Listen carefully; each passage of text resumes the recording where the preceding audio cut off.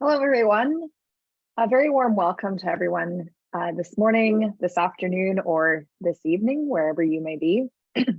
Welcome to Pedagogy and Metabolomics, a discussion on best practice and challenges. Now, for those of you who haven't joined us for one of these podcast-style webinar series before, the Metabolomics Society's Education and Training Committee really recognizes that metabolomics is a multidisciplinary field. It's unstandardized. Researchers need to exercise a high level of critical thinking and judgment as they apply to their studies. And so what we wanted to do with the Education and Training Committee is come up with something a little bit different. And we created this podcast series so that we could invite expert panelists who could discuss the challenges, strengths and weaknesses of different approaches, explore topics from different directions, and use that as a learning opportunity for people in our field. Now, as we go through the session today, we really want this to be interactive. So we welcome you to use the Q&A feature. And we would like to thank Susanna, who's online here, to help us to filter the questions as we try to answer them. So please use that feature throughout. We will try our best to answer them. Now, as we get started, I would like to start by introducing our panelists for today's session. I'll start with myself. My name is Stacey Reinke. I am a senior lecturer at Edith Cowan University in very sunny Perth, Australia. So it is Friday evening for me at this time. I teach into a Master of Bioinformatics degree. So this is a coursework degree. I teach primarily biostatistics and computational biology. So I will go across my screen and I will pass it over to Michael to introduce himself. Thanks, Stacey. So my name is Dr. Michael Witting. I'm heading the Metabolomics part of the Metabolomics and Proteomics core at the Helmholtz Munich.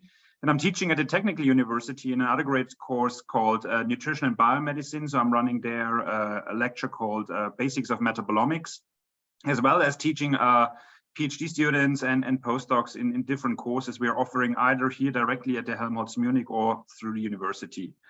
My background is analytical chemist, so I'm covering the whole workflow from sample prep to data analysis, and I'm also doing a bit of bioinformatics, and I'm trying to teach all of these individual steps to my students.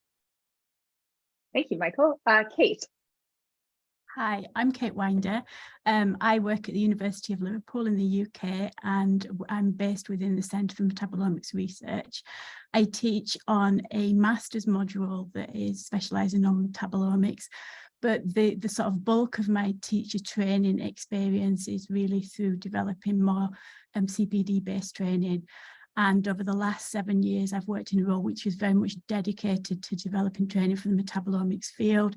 So I was a co-founder of the Birmingham Metabolomics Training Centre at the University of Birmingham, where I developed numerous face-to-face and online courses. And for the past 18 months, I've moved to the University of Liverpool and I've established the Liverpool Training Centre for Metabolomics. And we're currently developing several training courses to support researchers from the clinical and biological sciences apply metabolomics in their research. Great, thanks, Kate. And Fidele. Yes, thank you, Stacey. My name is Fidele Tugizimana. I'm based at the University of Johannesburg and Department of Biochemistry. I teach a postgraduate year called Honours in this side, BSc Honours, and I teach a module, Advanced Analytical Techniques, which covers chromatography, mass spectrometry, and other spectroscopic techniques.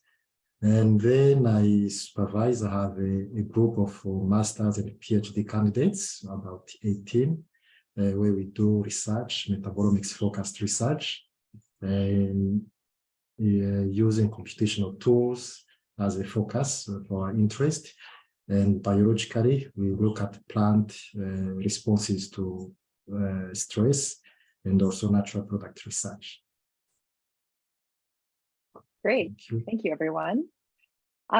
So we'll start the session off today just by exploring a bit of background information. Some of you may have had a chance to read our recent paper, and I'm going to pop that in the chat in case you haven't. then it's there. But what we're going to do is we're going to start, like I said, just with some background information. So for those of you who aren't as familiar with some of these terms or why this is important, we'll explore that first. Then we'll talk about a bit of pedagogical design, and then we'll start diving a bit deeper into some of these challenges that we face. So first things first, we have thrown around the terms education and training and also pedagogy.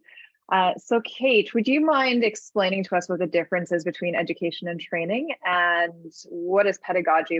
Why is it important for us to consider? Okay, I'll have a go. So let's start with education. So this is really the process of teaching or learning, and we all do this from starting out in school, going to college, or the university environment. The contrast with this is training, and training is very much the process of learning a skill. And I associate it with the working environment, but obviously we do training throughout our lives in different aspects of our lives. And it's very often applied in the context of continual professional development. So, you know, when you start work, you might need to develop skills to be able to do your job or do your job better, or kind of gain promotion, etc. And pedagogy, it's really about the definition of the method and the practice of the teaching. So it relates to your style of teaching and how you apply different theories within your teaching and the delivery of this teaching. And it also can relate to how you deliver the assessments and the feedback during your teaching practice.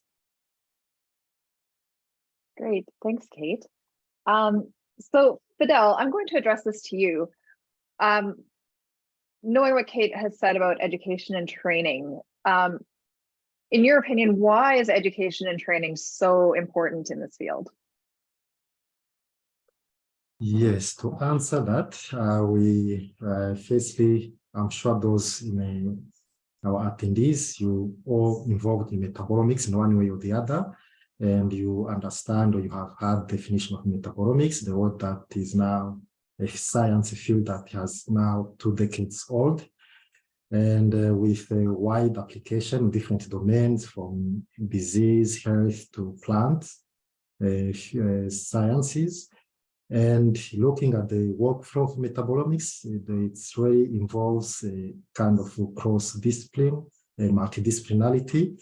You need chemistry, biology, computer science, data analysis skills, different skills and expertise needed for a researcher involved in metabolomics. You may not be 100% expert on a specific skill, but you need some knowledge, some understanding at different levels. And also to gain that skills, those knowledge, training, education, those processes that help someone to acquire or develop a certain skills, a certain knowledge, a certain understanding are necessary. And though the science has matured 2 decades, but there are still needs for training. And that multidisciplinarity nature of metabolomics and indicates indeed that one needs to keep up with the development of the science and the techniques and the technologies that are being put forward.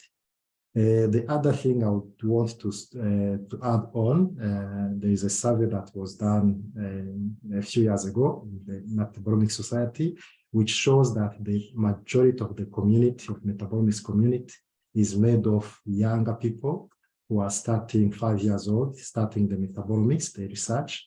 So the training is still really, I believe, a strong need in the community. Yeah, definitely. Thank you so much, Fidele. So I think we've seen, we know that more training initiatives are needed to help with this need. We have learned a lot, or we have heard a lot about training initiatives in the field of metabolomics.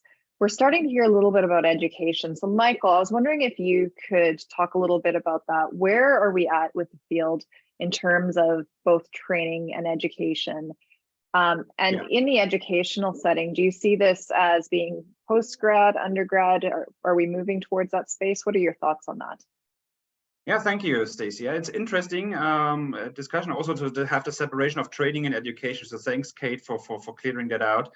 I think we are on a very good track in the metabolomics field in case of training. We have a lot of very specialized training courses where you can learn bits and pieces, but I think we are a bit short on educating. And for me, it's about the bigger picture. How are these things actually coming together and learning to the new students coming in, the critical thinking you need for metabolomics, and also the understanding how are the individual pieces which you can also obtain by training actually coming together at the end, from prepping a sample to making sense out of data.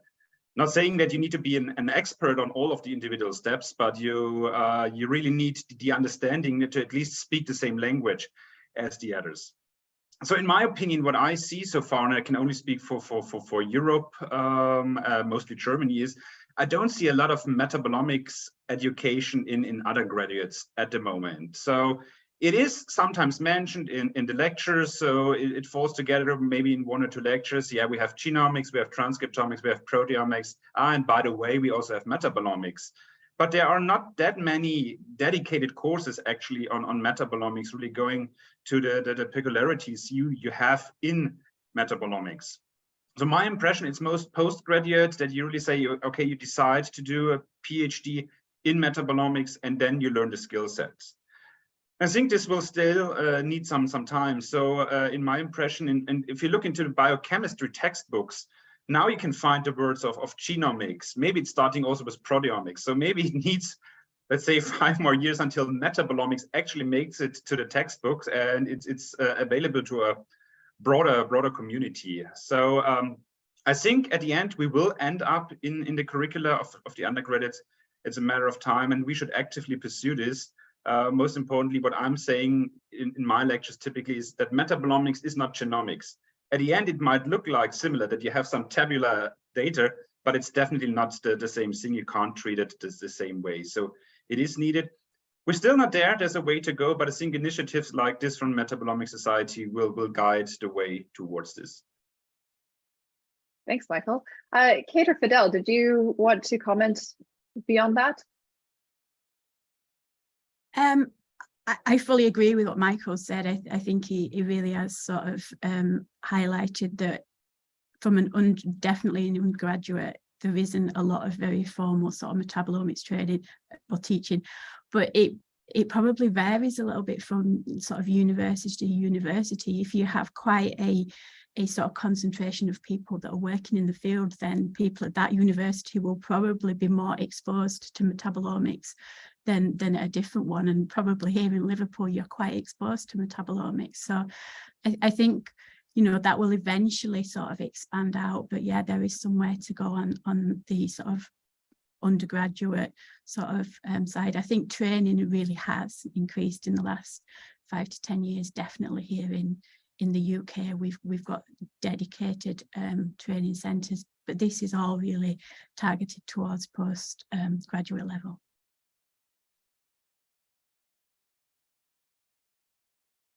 Great. So I thought as we move into talking more about pedagogy itself now, I thought that I would talk a little bit about Bloom's taxonomy, which is one of my very favorite topics to talk about. So I'll just share my screen here as I'm talking about this so that we have a bit of a visual aid. Now, for those of you who don't know, Benjamin Bloom was an educational psychologist in the US and he developed this framework with other people in about the mid-20th century. So essentially, this provides a hierarchical categorization of different cognitive and learning skills.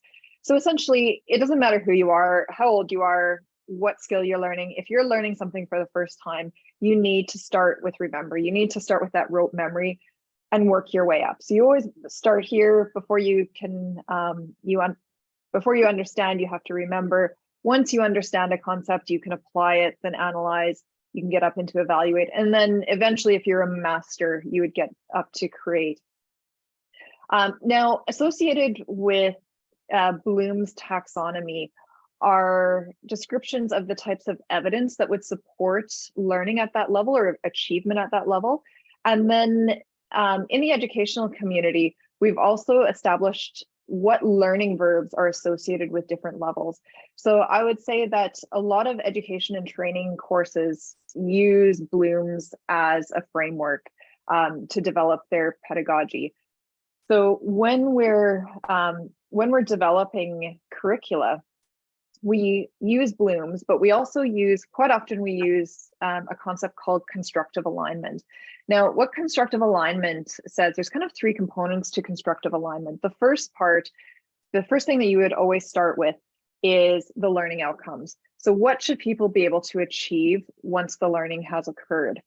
So we would say something like upon successful completion, students should be able to compare, or they should be able to defend decisions, and so on. When you're constructing learning verbs, learning outcomes, it's always very important to use these learning verbs, and it's important for it to be measured. So saying things like understand, well, that's not very clear because we don't know how understand can be demonstrated. But if you say summarize, then that's something that can be demonstrated.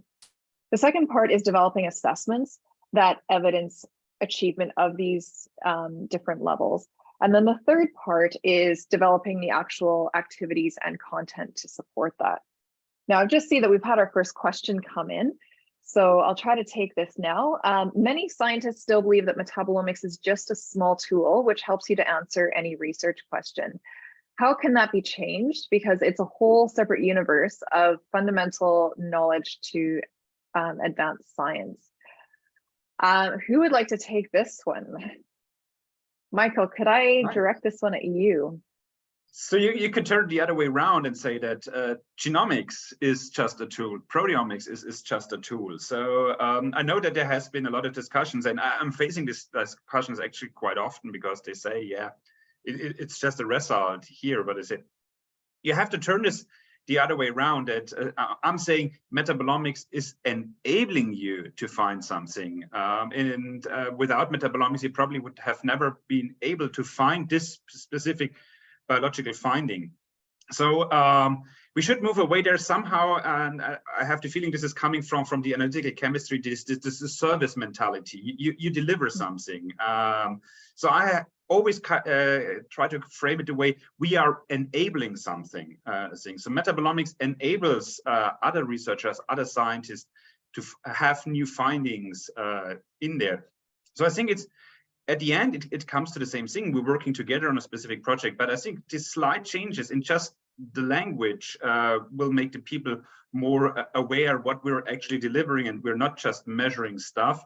We enable, we help them, and we're working together. So I think it's really about the communication in there. And then at the end, make the people aware of the possibilities metabolomics have. And I think this is still underexplored, all the possibilities we have with metabolomics. And then just pushing the good science and show the people, really look what has been achieved. These are the things metabolomic enable, these are the newest metabolomics finding.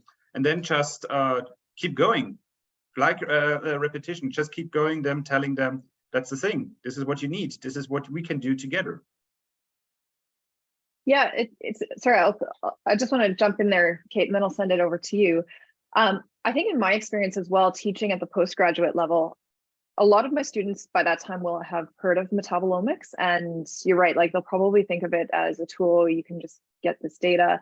But I think once we start diving deeper into it in terms of like metabolite identification and how difficult that is, or how we assess quality, and how everybody can come at it from a different perspective and have different values associated with what good quality data means. Once I start to appreciate that, then there's a much broader appreciation that happens for the field itself. And then it's no longer just a data generation tool, I find.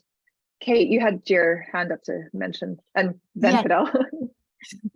Just to sort of build on a couple of the points that both you and Michael have said, the point of kind of making sure that we're doing really good high quality science, and that's when we can sort of really, highlight the importance of good experimental design, and we should all really be looking at that to make sure that we're delivering high quality science.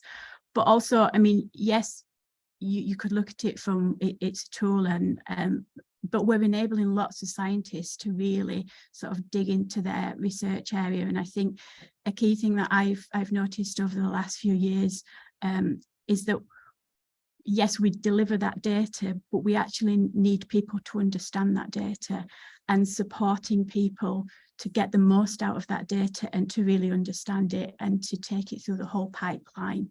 It is really important, and I think that will help us to kind of really show how important metabolomics is in the wider context.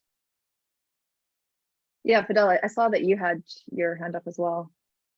Yes, just to add to what Kate and Michael just said, yes, often you hear someone saying, I'm doing this project, I would love to add, to do some analysis or metabolomics analysis to add to complement my study.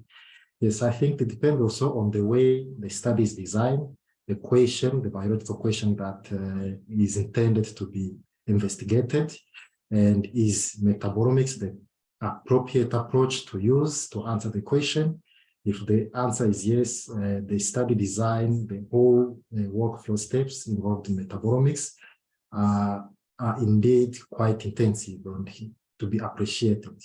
And as Kate said, if as those involved in metabolomics research, we provide the good science that demonstrate the benefits and the use of metabolomics, the mentality, that attitude, I think will be changing. Great, thanks everyone, and thank you for the question. And I see that we have another question that's come in, and this is a really interesting question. My supervisor didn't let me spend time learning metabolomics in depth, saying it's a waste of time, but most of my PhD is based on it. So how do I change his thoughts?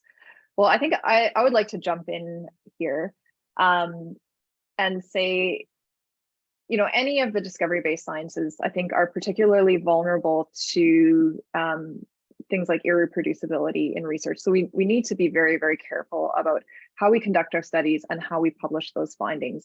And I think that it would be worth having the conversation with your supervisor, you know, that you do want to hold yourself to this integrity. You do want to make sure that you have really high quality findings and that you're publishing appropriately, that you're publishing within the standards that have been set out by the community. And hopefully that can start to open up a bit more of a conversation about why you want to learn that, why it's so important, so that you can move forward in that way. Do any of my other panelists have a thought on that? Fidele, I know you work a lot with graduate students. Do you have a thought?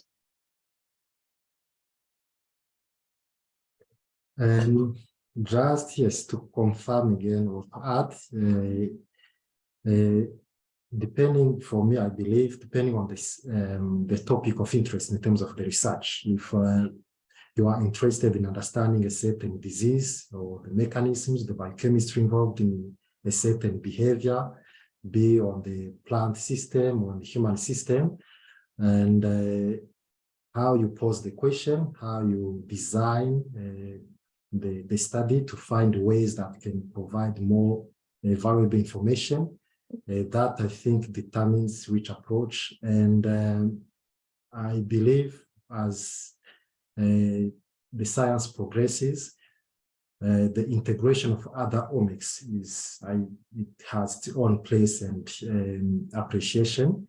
Metabolomics provide a certain information, and if necessary to add another layers of information, be from proteomics point of view or genomics point of view, I believe that comes to that specific question at hand that needs to be investigated. Great, thank you, Fidele, and thank you for these questions. I'd like to come back to this exploration of pedagogy, because that's really what we're here to talk about, is how do we support people to learn metabolomics, you know, whether we're people in a lab supporting each other, or more formally, like many of us do in this panelist list. So Kate, I'm going to direct the next question to you. How do you tailor your delivery to your audience? Okay, so my starting point really well links into what you've just been talking about, Stacey. So I start with my learning objectives, and I plan what the learning objectives are for that session, and then expanding out to the whole course. And I make sure that I maintain the focus of my material so that I'm really delivering to those learning objectives and building as we kind of go through these different learning verbs so that we reach the higher levels of learning. In terms of delivering specifically to the audience, I really give a lot of thought to who the audience is, and I do a lot of vocational based training. So I could be teaching metabolomics to clinicians, or I could be teaching it to environmental scientists. And I try to think about it from their perspective and to use examples that will be relevant to them and interesting, and highlight sort of key points. An example that I thought about here is we taught a course on data processing and data analysis, and I worked with a fantastic statistician, Jasper Engel, and he used to use different and specific data sets to really sort of highlight specific points, whether he was normalizing or scaling the data, just so that, you know, people can really engage and make sure that we're sort of tailoring the delivery to that audience. So these are my sort of starting points of what I think about when I'm considering how I start to prepare my material. Yeah, thanks. And I know, Michael, you and I have had this conversation before about the expert blind spot. And what that means is that you recognize the amount of knowledge that you have and where your audience is.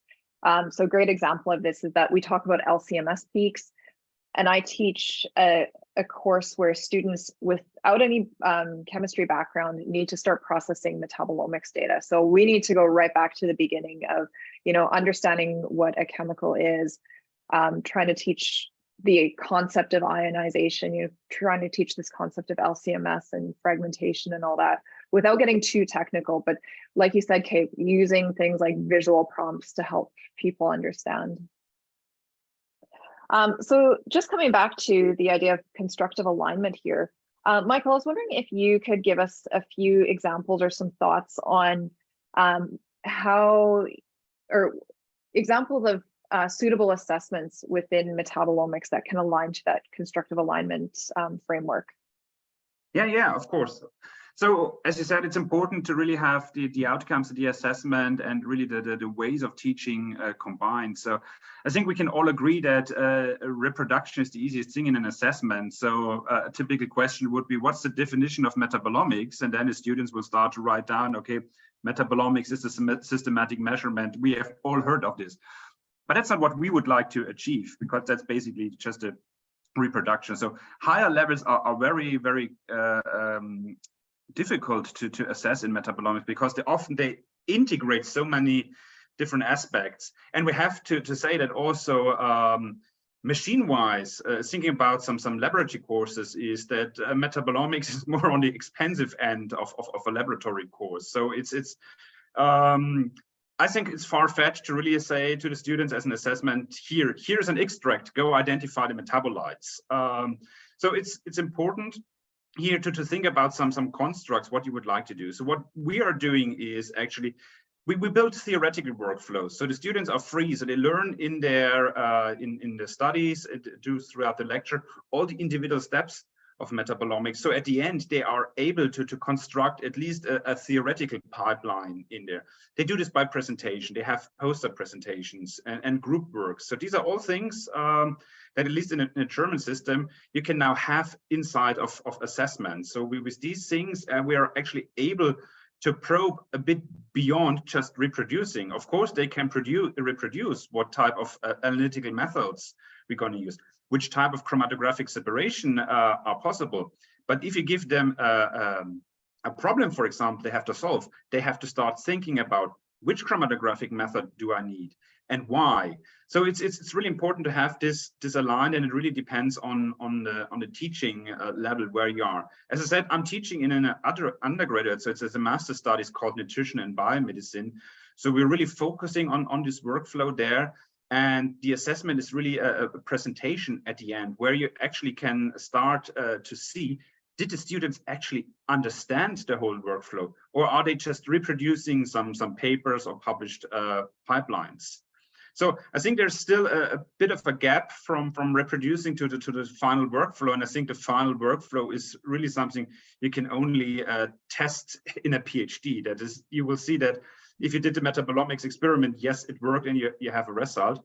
But in between things, we have a lot of possibilities. So we have presentations, we have discussion groups. So having a panel like this here is a perfect example to group the students together in panels and discuss the pro and cons of the things. So everything about these interactive things are important, and this will push us. And in my experience, if you add a bit of gamification in these things, students are highly motivated for such assessments. So they say, you are now here on a metabolomics conference, there are two opposing groups. For example, they're actually fighting over what method is the better one.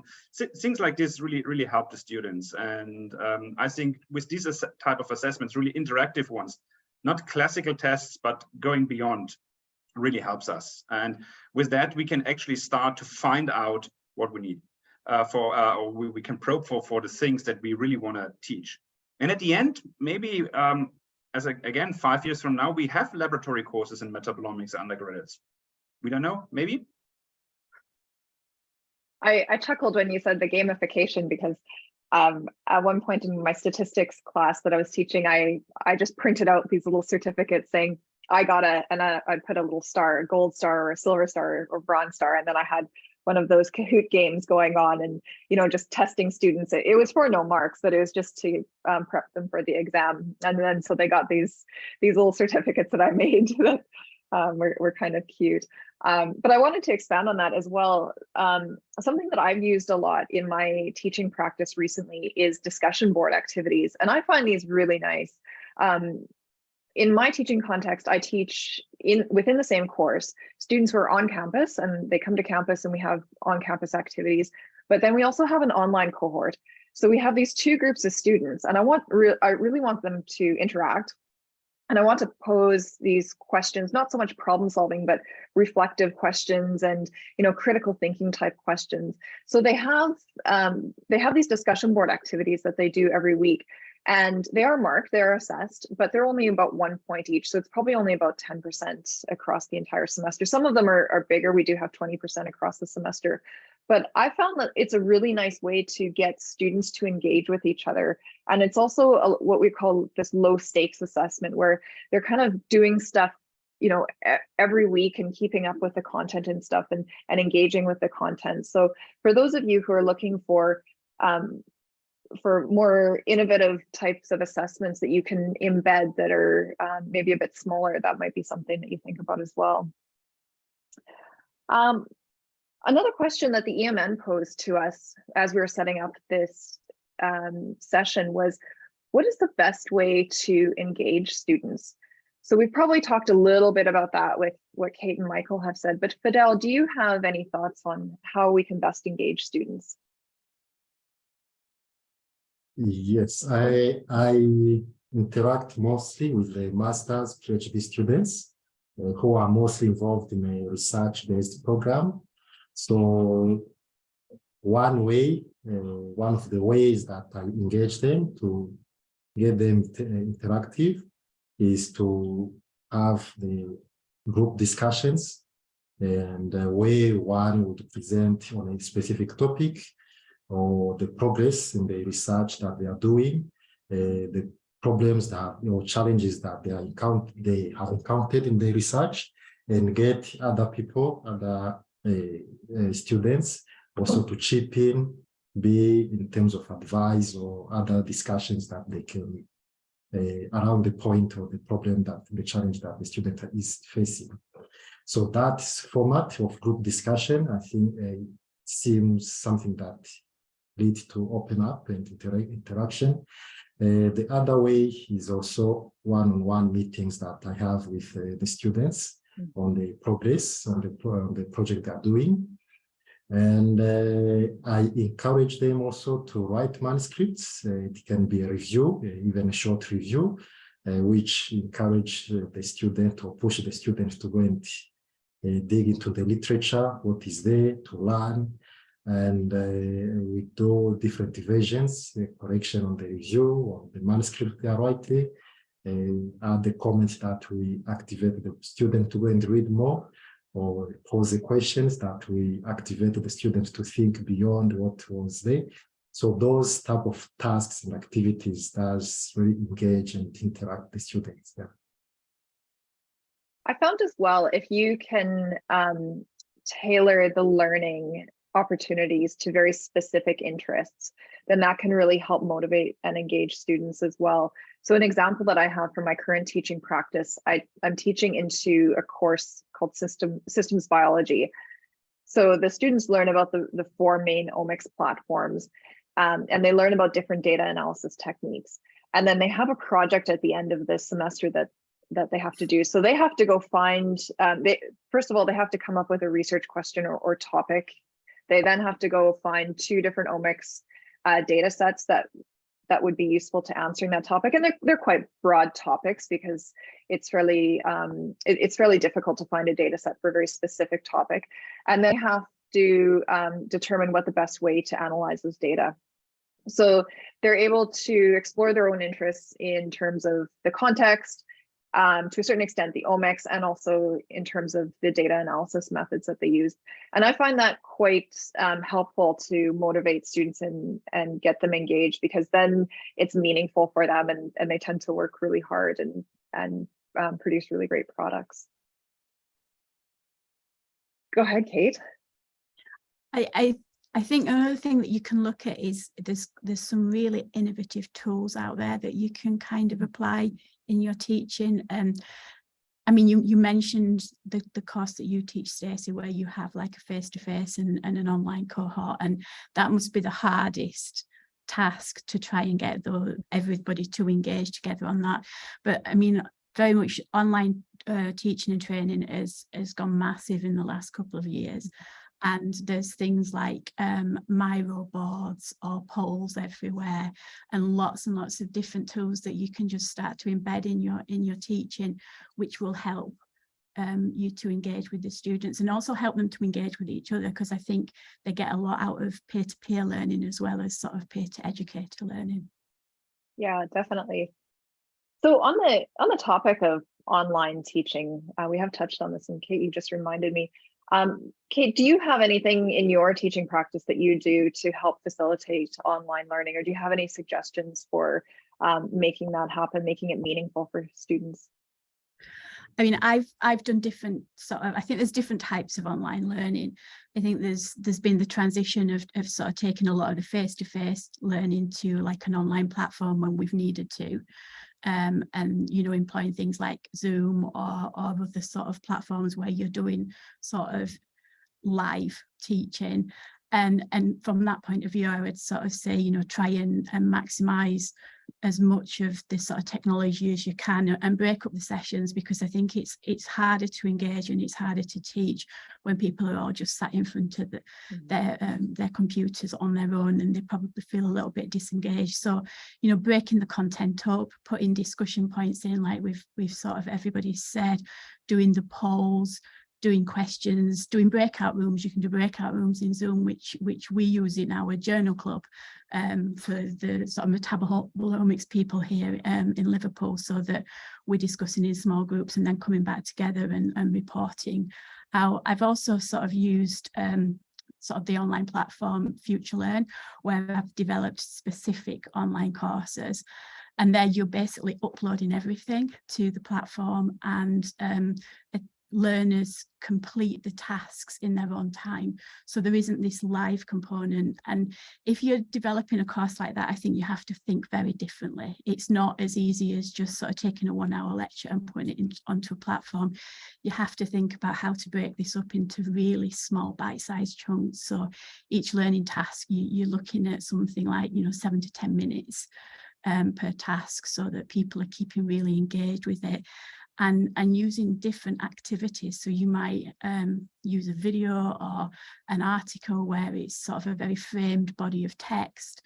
You might have a discussion group or a discussion task, or an exercise or a quiz where people do self-assessment. So they might complete part of your course and then do a little quiz so that they can assess how much they've learned and if there's things that they've not understood. And you can embed things into there, like if the wrong answer is selected, you can sort of suggest where they go back to.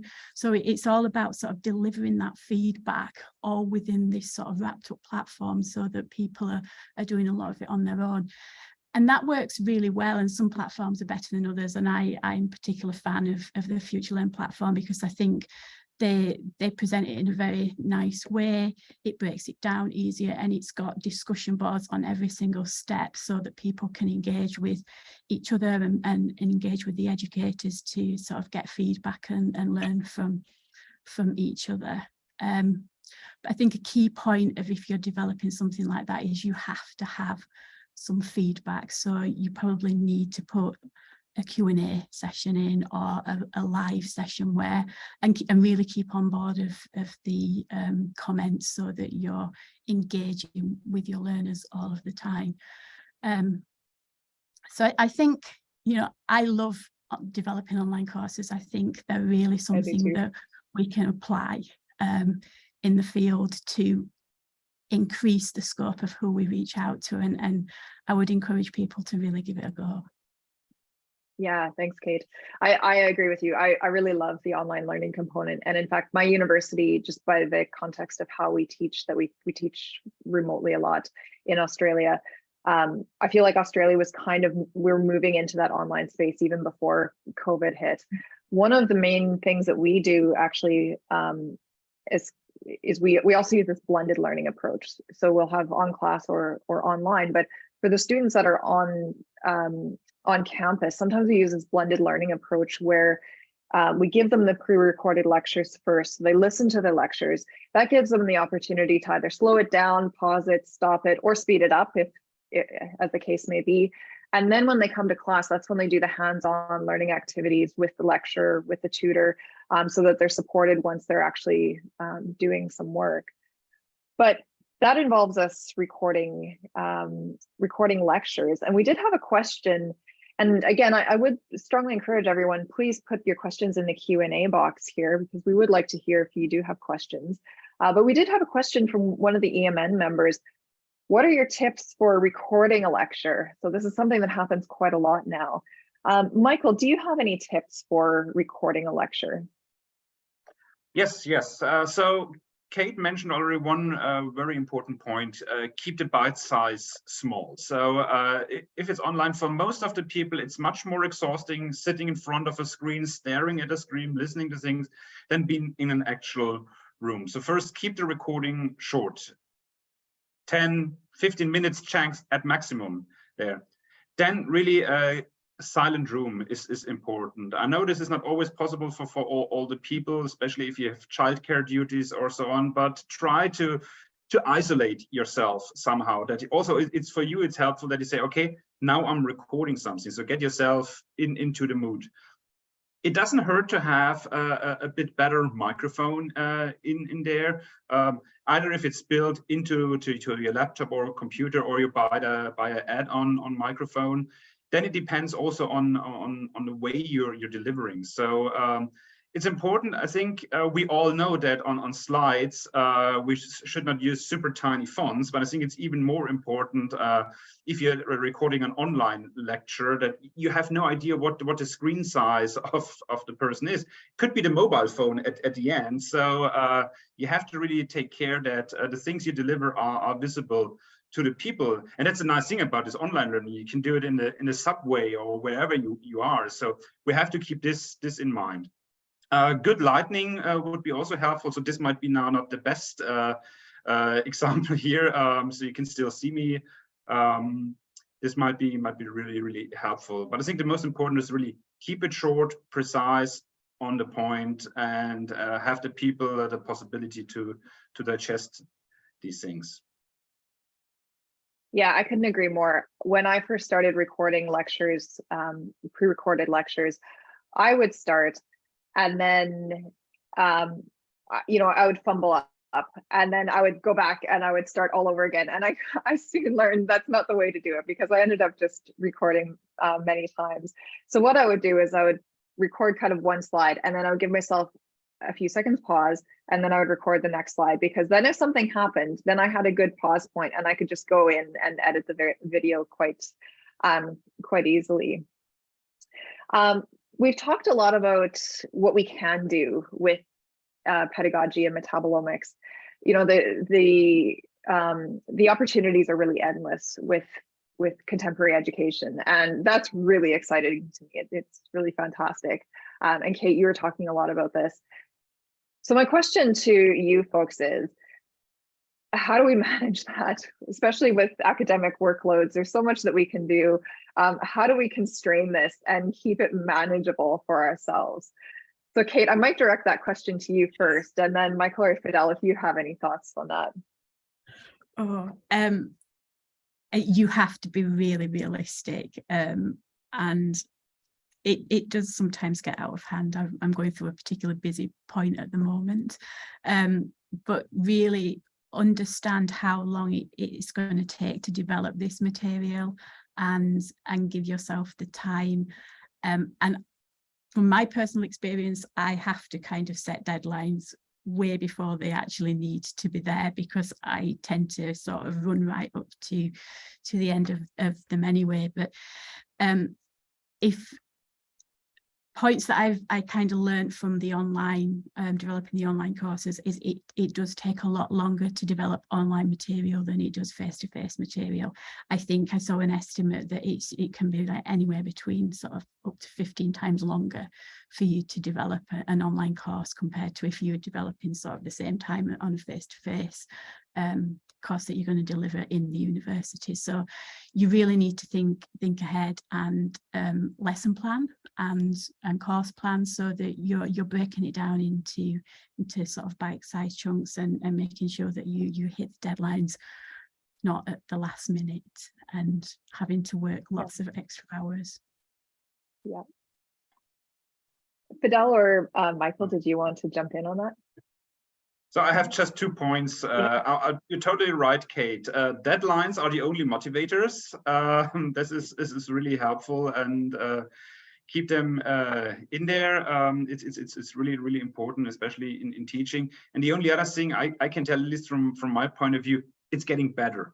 So once you have to starting teaching, remembering my first year of teaching, I was just building up slides and making figures, being also there very on the perfectionist side. I want to have the perfect figure for that. So I started reproducing figures and so on.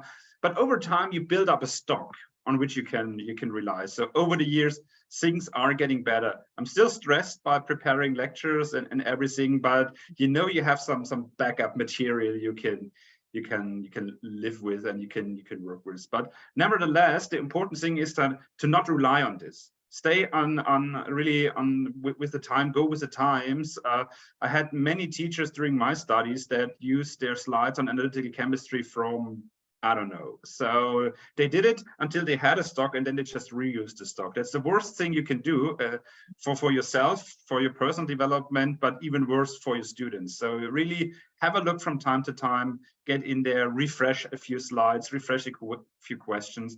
And I think the important thing is with this online teaching and the tools we're now having, we have the possibilities to pre-record things. So basic things like, how is a quadrupole working? How is a TOF working? How is mass spectrometry working? You can record it and you can reuse that. So these are fundamentals that won't change over time.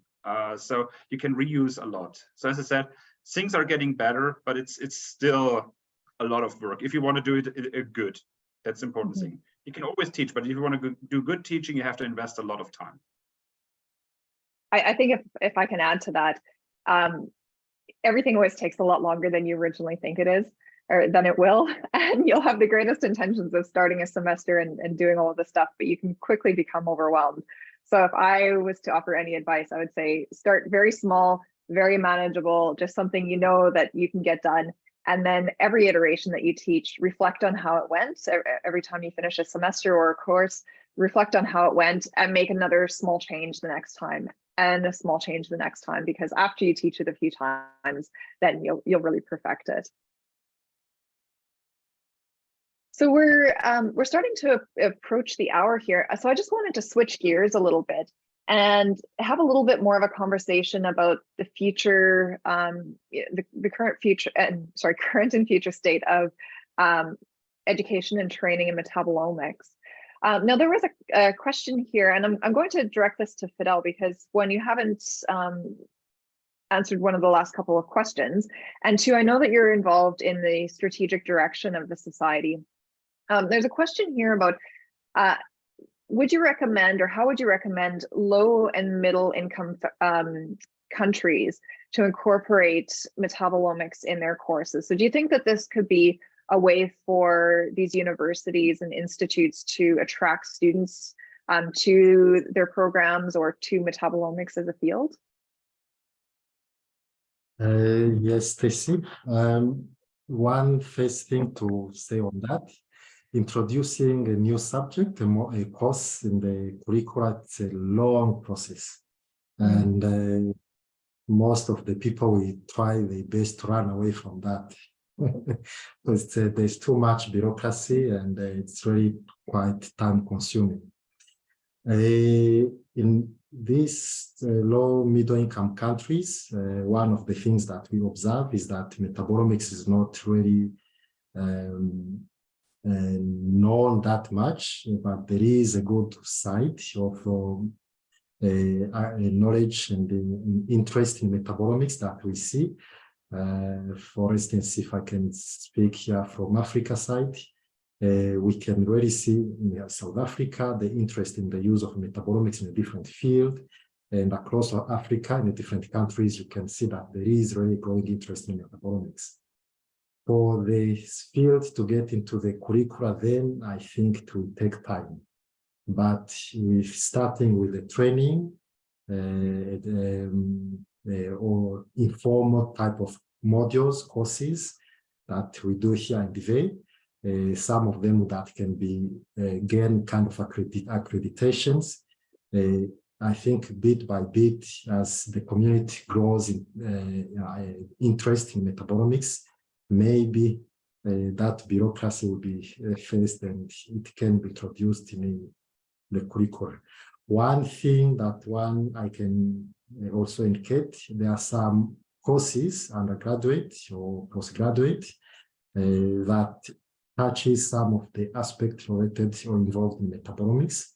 As I said, I teach a module in honors, which is a year between undergraduate and master's, advanced analytical techniques, where we cover most of our analytical techniques used in metabolomics, chromatography, mass spectrometry, NMR. So such courses provide kind of knowledge and skills to the student that can be used in a metabolomics research. Yeah, great. Thanks, Fidele. I saw that we have a question that has come in from the audience, and I'm going to actually direct that back to you, given your experience with research students. Do you think that a chemistry background is needed for someone entering a master or PhD? I would say first year chemistry, yes, to understand what is a molecular structure. And yes, I think the chemistry background is needed. You don't need to be quantum chemistry, but the basics of chemistry, yes, they should be a prerequisite, yeah. So I'm going to kind of agree with you and kind of disagree with you. I certainly think that if you're near the lab end of the metabolomics workflow spectrum, then yes, I definitely think that having some chemistry is probably a prerequisite. Having said that, if you're more at the data analysis section and maybe even biology, although if you're taking biology, you probably have some chemistry as well. But I think if you're doing more of a data degree, then there's probably less of a prerequisite for that chemistry knowledge. So thank you so much for that question. So I do want to then just kind of come back to a question that we started at the beginning. And we're talking about the current state of education and training in metabolomics. And we're talking about how Historically, it's been very focused on training, and now we're starting to see metabolomics entering educational curricula. So Kate, do you think that there will ever be a master's program at a university solely focused on metabolomics? Do you think that that's feasible for the coming years? It's an interesting question. I would like to see a metabolomics only masters at a university. At the moment, it's definitely here in the UK, it's very much that we have sort of modules that sort of fit into larger master's programs. And this was something that we did, I think we did discuss this when we were writing the paper. And one of the points that I remember was raised is that how much content is there to kind of really expand it out into a full master's, and is it going to come back to this sort of question of having the laboratory facilities, which I think is a challenge across sort of teaching and training, in that we would really like people to be able to do like really intensive metabolomics training, but it's having the platforms, the analytical platforms, because of the expense of them for an entire sort of cohort. So I think that's probably, from my point of view, the biggest challenge with sort of rolling this out to sort of a full master's program, so that people actually kind of gain that hands-on experience that you would really want them to have for a full program. But definitely, I think it's got the scope to increase in the master's programs, and maybe one day we will have specific master's courses. Yeah, I certainly think it would be great if we can, and it would be great to see this infiltrate more into the undergraduate programs as well. If not, you know, a major or anything, but even if it was a single course in a program, that would be fantastic to see, I think. So I think that this is a really great place to leave it off for this time. I'm certainly interested in exploring this idea of pedagogy further and seeing what other people are doing around the world in terms of education and training in metabolomics. So at this time, I would like to thank all of the panelists for joining me today in this conversation. As you can tell, I love talking about this type of stuff. It's really interesting to me. Thank you to everybody who attended today. I hope that you found this really interesting. Hopefully that this can inspire you. I know a lot of people who registered are already teaching or have taught in metabolomics. Some of you say that you are interested in teaching in the future. So this is great. I hope that we've inspired you for the future. Okay, thank you very much, everyone. Thank you. And we'll sign off. Thank you. Yeah. Take care. Bye, everyone. Thank you. Bye. Bye. Bye.